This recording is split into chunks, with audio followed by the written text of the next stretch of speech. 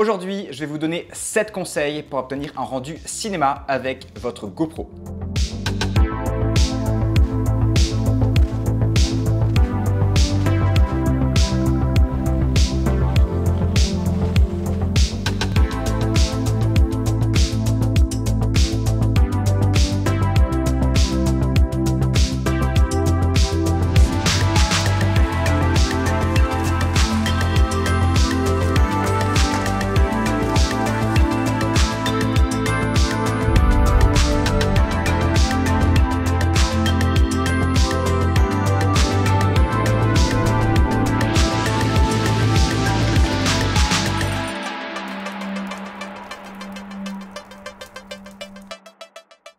Juste avant de rentrer dans le vif du sujet, j'aimerais faire un petit point sur ma dernière vidéo dans laquelle j'ai comparé la qualité vidéo de l'iPhone XR à celle du 1DX Mark II. J'ai pu constater en commentaire que certains d'entre vous n'avaient pas apprécié cette vidéo. Le reproche principal était qu'on ne peut pas comparer une caméra réflexe professionnelle à 8000 € à un iPhone qui coûte moins de 1000 €. Alors je suis vraiment désolé que ce format et cette vidéo ne vous aient pas plu. Personnellement, je trouve au contraire que ce genre de vidéo est très intéressante parce qu'elle permet de mettre en avant le fait qu'aujourd'hui, un smartphone peut produire de très belles images et tout à fait être utilisé dans un contexte professionnel. Alors évidemment, le 1DX Mark II est supérieur dans tout un tas de domaines, ce qui est tout à fait logique, mais ce comparatif était surtout un moyen de montrer qu'on peut faire de la vidéo tout à fait convenable avec un smartphone. En tout cas, j'espère que ça a pu motiver certains d'entre vous qui n'ont pas forcément le budget d'acheter une caméra à plusieurs milliers d'euros à se lancer dans la vidéo. Donnez-moi votre avis en commentaire sur ce sujet et votre vision des choses, c'est un débat qui m'intéresse. Encore désolé si cette vidéo ne vous a pas plu, je ferai au mieux pour faire de plus belles vidéos, de meilleures vidéos à l'avenir. Revenons maintenant au sujet du jour, comment obtenir un rendu cinéma avec votre GoPro.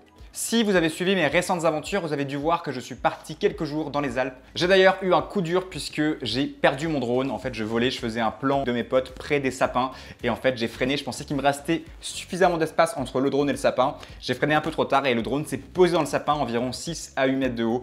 Impossible à récupérer malheureusement.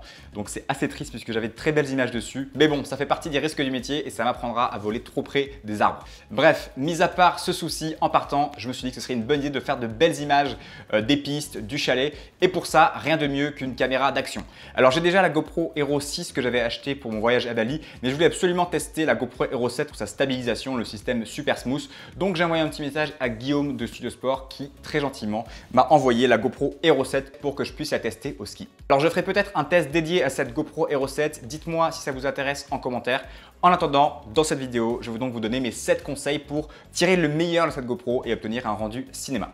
Premier conseil, paramétrez votre séquence à 25 images par seconde. Pour obtenir un rendu cinématographique, il faut absolument faire ça puisque ça permet d'injecter la bonne quantité de flou de mouvement dans votre vidéo, celle qui réplique ce que voit l'œil humain. Si vous mettez votre main devant vos yeux et vous bougez comme ça, vous allez voir du flou dans le mouvement de votre main. C'est pour ça en fait qu'on filme à 24 ou à 25 images par seconde au cinéma pour répliquer ce flou de mouvement. Deuxième conseil, filmez en 25 images par seconde pour obtenir de la vitesse réelle et en 50 images par seconde ou plus pour obtenir du ralenti.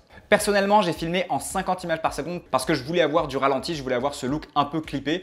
Si vous voulez faire comme moi, par contre, il faudra bien que vous conformiez vos rushs à 25 images par seconde dans votre logiciel de montage afin qu'ils apparaissent au ralenti. Pour ça, vous faites un clic droit dessus, modifiez le métrage, conformez le rush à 25 images par seconde et c'est tout bon, vos rushs apparaîtront au ralenti. Avoir des rushs au ralenti permet aussi de stabiliser naturellement votre image. Ce qui nous amène au troisième conseil, le fait de stabiliser votre image. C'est très important d'avoir une image stable. Alors pour stabiliser une GoPro, vous pouvez utiliser un stabilisateur gyroscopique. Par exemple, il y a des marques comme Zion ou Feiyu ou même GoPro qui fait un karma grip pour stabiliser la GoPro. Alors ce qui est intéressant avec cette GoPro là, c'est qu'elle a une fonction qui s'appelle Super Smooth. C'est une stabilisation électronique et moi je voulais vraiment tester cette fonction. Donc j'ai pas utilisé de stabilisateur externe, j'ai juste utilisé la GoPro sur une poignée toute simple pour filmer les rushs que vous avez vus. Et franchement, j'ai pas été déçu, cette stabilisation fait un super travail. Il y a même quelques plans où en termes de rendu, j'avais vraiment l'impression que j'avais filmé ces rushs avec un stabilisateur gyroscopique tellement cette stabilisation est efficace. Quatrième conseil, filmer dans un profil d'image plat. La GoPro permet cela avec le mode ProTune qui est un mode flat en fait, qui permet de maximiser la gamme dynamique et d'avoir plus de latitude en étalonnage. Pour cela, il faut que vous activiez bien le mode ProTune, vous baissez la netteté au minimum puisque c'est toujours mieux de l'ajouter en post-production et vous activez bien plat en couleur et pas GoPro. Cinquième conseil, étalonnez vos rushs et pour ça, je vous conseille de partir d'une lutte. C'est un excellent point de départ pour étalonner vos rushs. C'est un peu comme un filtre Instagram et pour vos vidéos. Personnellement, j'ai utilisé la lutte grain neutre qui est dans mon pack de lutte. D'ailleurs, si vous êtes intéressé par ce pack, je lance une promo dès la sortie de cette vidéo qui va durer une semaine où je vous propose 50% sur mon pack. Toutes les infos sont en description. Donc vous prenez votre lutte, vous la mettez sur votre vidéo. Alors là, comme c'est un profil d'image qui est plat, il va falloir le laisser environ à 80 ou à 100 en intensité. Quand c'est un profil qui est moins plat, j'utilise environ 50%. Puis vous modifiez l'exposition, le contraste, les tons clairs, les tons foncés, la saturation pour obtenir le look qui vous convient. Si vous voulez aller plus loin en étalonnage, j'ai fait plusieurs vidéos qui vont en profondeur dans le sujet, elles s'affichent juste ici. Sixième conseil, ajoutez de la netteté, ça va permettre de renforcer la perception de qualité de votre image.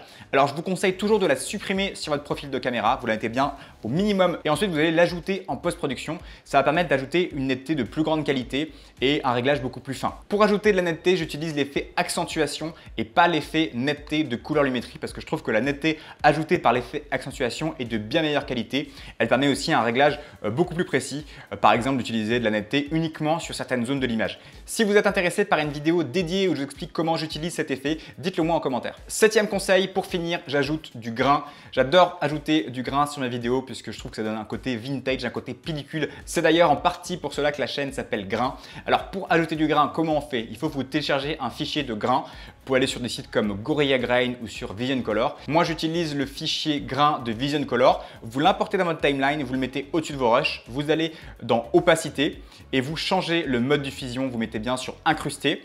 Vous mettez un pourcentage d'environ 30 ou 40%, c'est un bon point de départ. Ensuite, vous dupliquez votre fichier grain pour recouvrir tous vos rushs. Et voilà, c'est terminé. Vous pouvez exporter votre film. Pour récapituler, afin d'obtenir une image ciné avec votre GoPro, il faut d'abord paramétrer votre séquence à 25 images par seconde.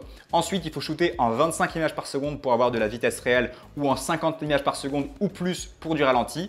Réglez bien votre caméra en réglage flat. Pour la GoPro, vous mettez en Pro Tune pour maximiser la gamme dynamique et avoir plus de latitude en étalonnage. Stabilisez votre image à l'aide d'un stabilisateur externe ou alors de la fonction Super Smooth si vous avez la GoPro Hero 7.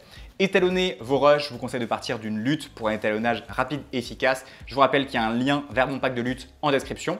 Enfin, ajoutez de la netteté avec l'effet accentuation et ajoutez un peu de grain pour donner un effet pellicule à votre film. J'espère que la vidéo vous a plu. Si c'est le cas, vous pouvez mettre un petit like et surtout vous abonner.